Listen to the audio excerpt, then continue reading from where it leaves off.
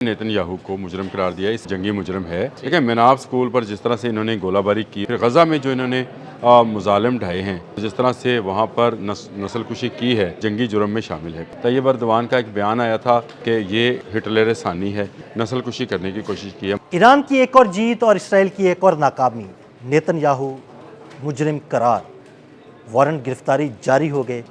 Warrant गिरफ्तारी कहाँ से जारी हुए और क्या नेतन्याहू की गिरफ्तारी होगी, इस बारे में बात करते हैं आमिर रज़ा से।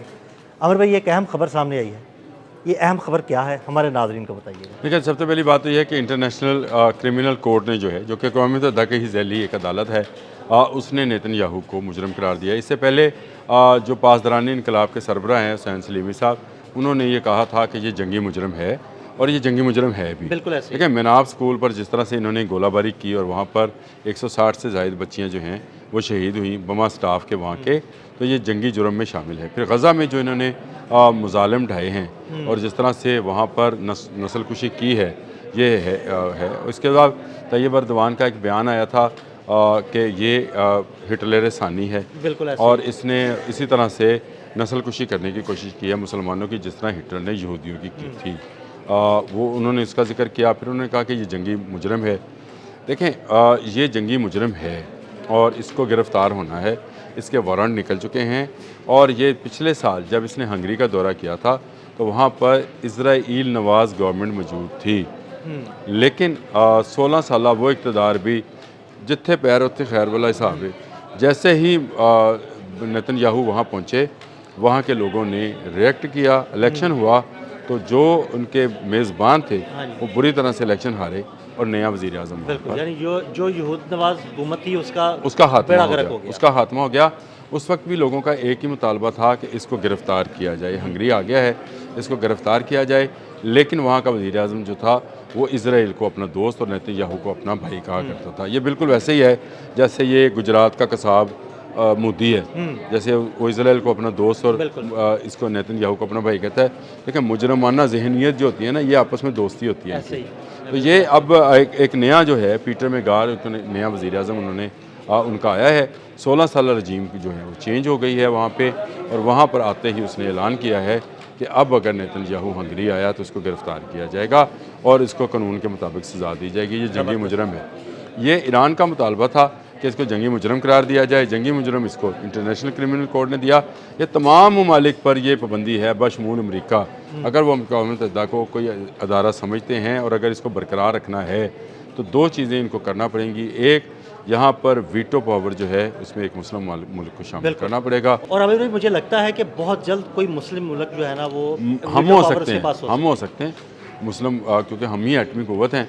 हम हो सकते हैं कि हमारे पास वीटो पावर हो। तुर्की हो सकता है, वो भी एक बड़ी क़ुव्वत है। लेकिन मैं ये समझता हूँ कि एक मुस्लिम मुल्क का होना अब ज़रूरी है। दुनिया की आबादी का 1/3 हिस्सा जो है वो वीटो पावर से महरूम है। उसके खिलाफ जो कार्रवाई करना चाहता है वो कर लेता है। ये अब नहीं चलेगा मामला। एक बात। दूसरा, ये जो जंगी मुजरम है ये जिस मुल्क में भी जाएगा इसको गिरफ़्तार किया जाएगा। ये नेतन्याहू छुपा हुआ है, अभी तक इसके उस तरह से बयानात और ये ख़ुद सामने नहीं आ रहा है। लेकिन जैसे ही ये बाहर निकलेगा, यानी इज़राइल से बाहर निकलेगा, तो इसको गिरफ़्तार किया जा सकता है, क्योंकि इंटरनेशनल क्रिमिनल कोर्ट ने जो है इस पर फैसला दिया हुआ है और उसको जंगी मुजरम करार देकर इसके वारंट जारी किए हुए हैं। तो ये मेरा ख्याल है हंगरी गवर्नमेंट ने ये बात करके, इससे पहले ये बात स्पेन ने की थी, उससे पहले ये फ्रांस ने की थी। तो इसका मतलब ये है, ये एक और बहस है। एक-एक करके मुल्क जो है ना वो शामिल होते जा रहे हैं। ये मैं आपको उसकी इसी वजह भी बता सकता हूँ। लेकिन यहाँ पर फिर बहुत सारे लोग जो हैं, देखें दुनिया में जो क्रिश्चियंस हैं वो 2 ग्रुपों में तब्दील हो रहे हैं, ज़ायनिस्ट और कैथोलिक्स। बिल्कुल। जो प्रोटेस्टेंट्स हैं वो अभी बैन हैं, कुछ ज़ायनिस्ट के साथ हैं, कुछ जो कैथोलिक्स के साथ शामिल हो रहे हैं। तो ये ईसाई भी जो 2 ग्रुपों में तब्दील होंगे, इनकी आपस में भी होनी है और यहूदो नसारा की जंग भी बिल्कुल तय है। अब देख लें स्पेन, जो कट्टर कैथोलिक्स हैं। मैं स्पेन गया हूँ मैंने, क्योंकि मुझे इसलिए उनका पता है। वो कट्टर कैथोलिक्स हैं, वो निकल रहे हैं इनके असर से। और अमेरिका के प्रेसिडेंट डोनाल्ड ट्रंप ने स्पेन को धमकी भी लगाई है कि तुम्हारा बड़ा नुकसान है, देखे क्या होगा क्या नहीं होगा। हंगरी इनके हाथ से निकल गया और इसके बाद फ्रांस इनके हाथ से निकल गया। तो इसका मतलब ये है कि वो जो ग्रुप बंदी मैं कहता हूँ कि यहूद व नसारा की आपस में भी एक जंग होनी है, वो जंग मुझे और करीब होती नज़र आ रही है। ये बेंजामिन नेतन्याहू जैसे जो लोग हैं मैं ये समझता हूँ कि दुनिया के अमन के लिए ख़तरा है। इनको जितनी जल्दी हो सके इजराइली ख़ुद गिरफ़्तार करा दें, लेकिन क्योंकि कल हमने वो जो किया था, मुझे उसके बाद उसकी मज़ीद डिटेल्स मिली कि इजराइल में वाकई काफ़ी बड़ी तबाही हुई है। बहुत तबाही हुई है वो बहुत सारी ख़बरें अभी भी छुपी पड़ी हैं।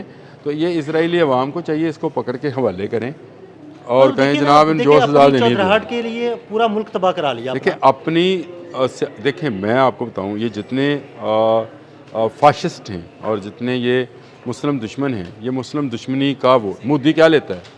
मुस्लिम दुश्मनी का वोट लेता है, इंतहा पसंदी का वोट लेता है। ट्रंप ने किस बात पे वोट लिया था?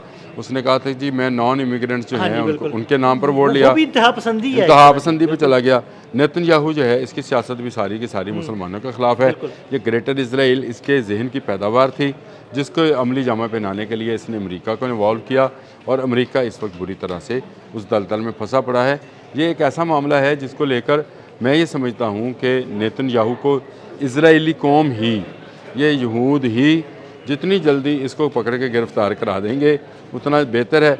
वैसे अक्टूबर में तो इसकी सियासत का ख़ात्मा होने वाला है, जब इलेक्शंस होंगे तो उसमें नज़र आएगा। अगर कुछ रिगिंग ना हुई तो नेतन्याहू मुझे दोबारा वज़ीर-ए-आज़म बनता हुआ नज़र नहीं आ रहा। तो वो अदालतों के केसेस भी आमिर भाई, उधर से भी इसको देखें वो वहाँ पर करप्शन के केसेस हैं इस पे। लोग कहते हैं ना, मैं समझता हूँ कि इस वक्त दुनिया में अगर किसी मुल्क के अंदर मीडिया कंट्रोल बहुत ज़्यादा है तो वो इसराइल है। बिल्कुल, वहाँ पर आप एक लफ्ज़ नहीं है लिख सकते।